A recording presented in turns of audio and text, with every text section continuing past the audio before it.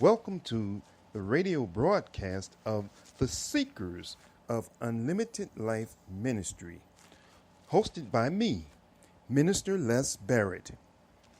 We overran our last session from our latest series entitled Cults. Where do they come from? So in this session, I'm going to restart from the last paragraph.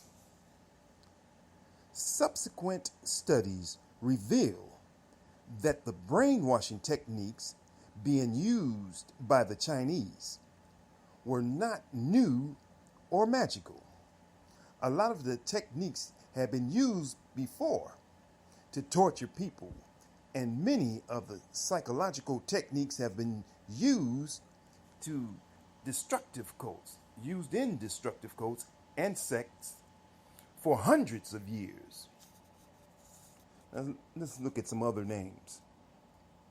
Brainwashing is also called mind control, thought reform, psychological persuasion, coercive persuasion, thought control, mental control. So what is it?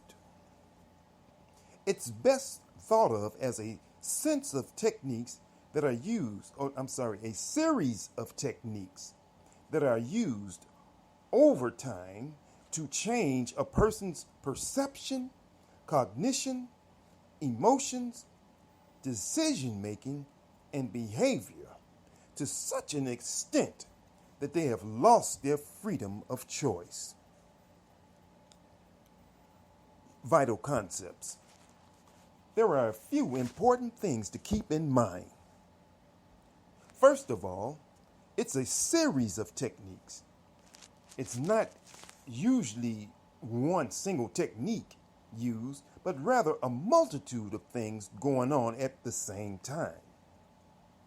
Secondly, brainwashing is a process. It doesn't happen instantly. It takes time. However, the time taken will depend on the number of brainwashing techniques used, the skill of the manipulator, and so on. Thirdly, the idea of whether a person knows they are being manipulated or not is an interesting one.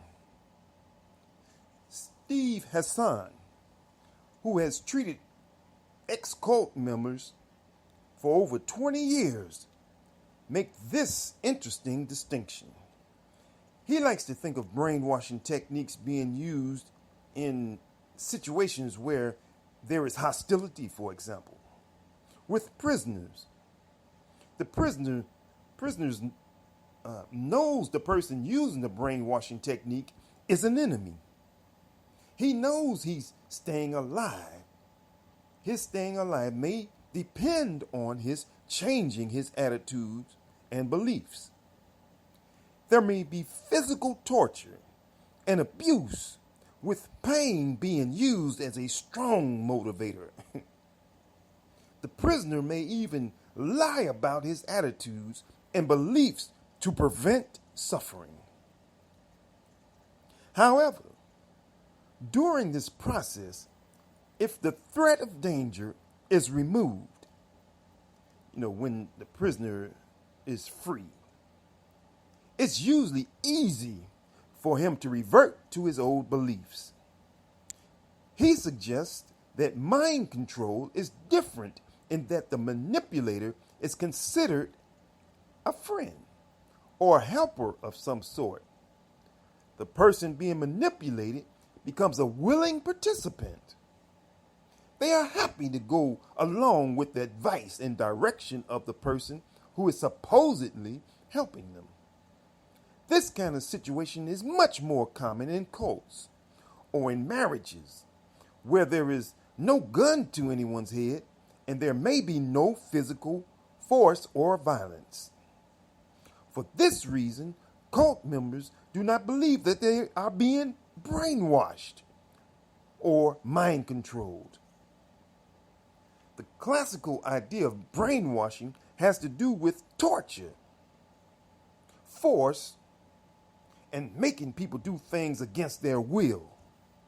Cult members, however, believe they are making their own decisions. It can be very difficult to convince them otherwise.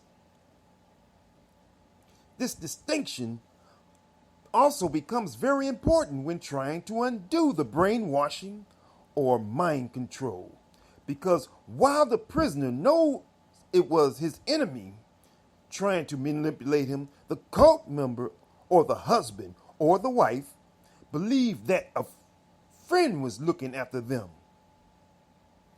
because there is a very strong emotional bond. It can be incredibly difficult for the victim to get their head around the idea that this supposed friend was doing them tremendous harm and was doing it to take advantage of them for his or her own selfish desires.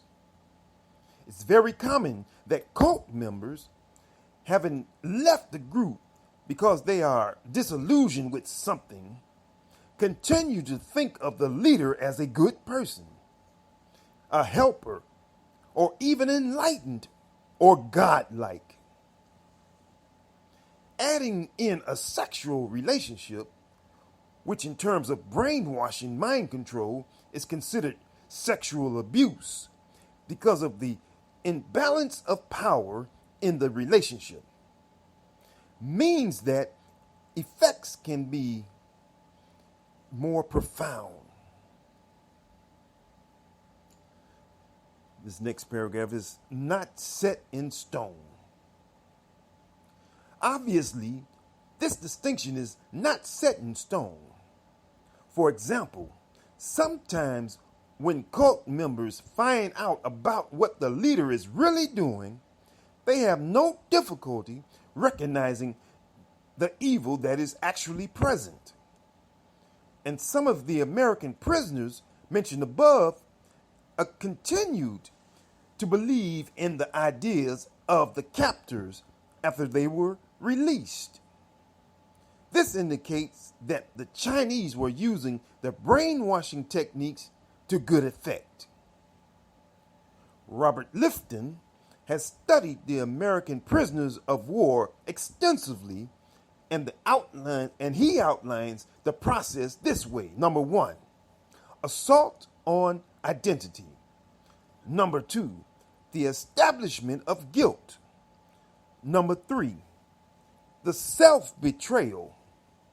Number 4, breaking point. Total conflict and the basic fear. Number 5, leniency and opportunity. Number 6, the compulsion to confess. Number 7, the channeling of guilt. Number 8, re-education, logical dishonoring. 9, progress and harmony. 10, final confession. 11, rebirth. And 12, release. Let's look at these steps one by one and consider the brainwashing techniques used at each step. Remember that these ideas can just as easily be applied to groups of 2 people or groups of thousands. Assault on identity. The first thing the manipulator does is challenge the person at the level of identity. The American prisoners were physically abused and tortured, while everything they said was contradicted. Fairly quickly, they began to doubt themselves. The establishment of guilt. Clifton's prisoners reported that a huge guilt complex was imposed upon them. In the end, they believed that they deserved their punishment. it no longer had anything to do with the injustice of the captors, but rather that they believed they should be punished. One of the important brainwashing techniques here is to make the person feel responsible for their faults and the things that go wrong in their life. If they make a mistake, do something poorly, or if they do not go according to plan, it's their responsibility, and so they feel guilty. The self-betrayal. During this stage, the prisoner were expected to denounce friends and colleagues, and then their family and their previous standards. Any doubt or ambivalence they have or had, for example, something minor about the political system of America they did not like or agree with, are played upon by their captors to increase the degree of self-betrayal. This has the effect of separating them from the past and further destroying their sense of self. Breaking point. Total conflict and the basic fear. At some point, the prisoners realize that there is no way out from the horror and pain and guilt. They begin to experience one of the most primitive and painful emotions known to man, the fear of total annihilation. In fact, many wished for a quick death. Some even suffered delusions and hallucinations. Obviously, their ability to think and reason at this stage was severely compromised. Leniency and opportunity. When the prisoners could literally take no more, all of a sudden, there was leniency, a friendly face, a kind voice, an offer of a little luxury, a cigarette or a drink. For the prisoner, suddenly there is hope, a way out. And of course, the opportunity that the captor is softening is to fully denounce the old way and embrace the new way. Just do as we want and you'll be okay, is what they tell him. In order to avoid total annihilation, the prisoner becomes motivated to help the captors. The compulsion to confess. The prisoners typically confess to anything at first, saying what they think their captors want to hear, and even inventing crimes.